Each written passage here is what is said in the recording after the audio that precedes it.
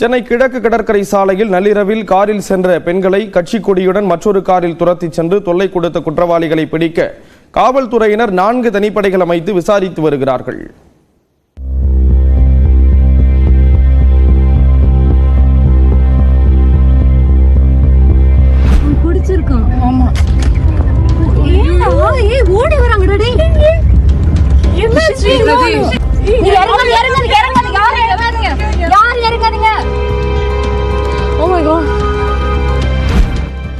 சென்னை கிழக்கு கடற்கரை சாலையில் உள்ள கானாத்தூரில் வசித்து வரும் பெண்மணி தனது குழந்தை மற்றும் உறவினர்களான 3 பெண்கள் 2 ஆண்களுடன் கடந்த 25ஆம் தேதி நள்ளிரவு முட்டுக்காடு படகு குழாமை பார்வையிடச் சென்றார்.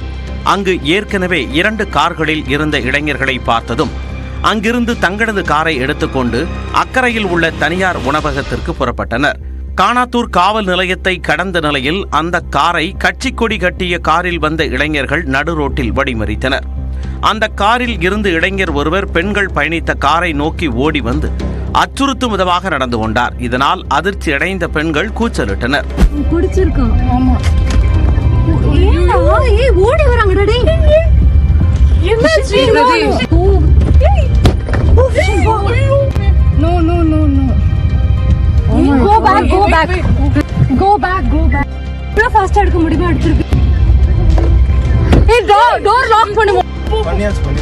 தொடர்ந்து பெண்கள் தங்களது வீடு திரும்பும் வரை அந்த இளைஞர்கள் காரில் விரட்டி வந்தனர்.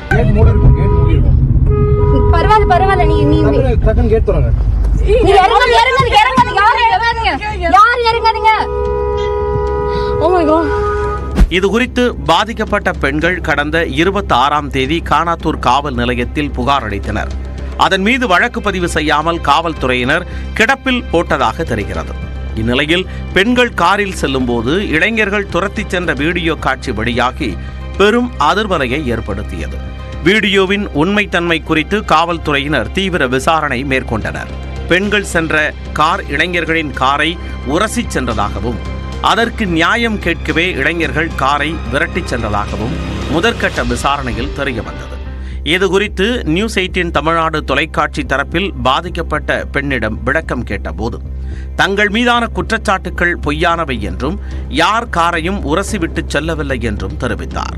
அதைத் தொடர்ந்து தாம்பரம் மாநகர காவல்துறை தரப்பில் வெளியிடப்பட்டுள்ள செய்தியில் கானாத்தூரில் வசிக்கும் பெண்மணி தான் காரில் வந்து கொண்டிருந்த போது சுமார் 7-8 பேருடன் 2 வாகனங்களில் வந்தவர்கள் திடீரென வழிமறித்ததாக புகார் அளித்ததாக தெரிவிக்கப்பட்டுள்ளது. அதன் அடிப்படையில் கடந்த 26ஆம் தேதியன்று கானாத்தூர் காவல் நிலையத்தில் பெண்கள் துன்புறுத்துதல் சட்டத்தின் 3 பிரிவுகளின் கீழ் வழக்கு பதிவு செய்யப்பட்டுள்ளதாகவும் காவல்துறை தெரிவித்துள்ளது.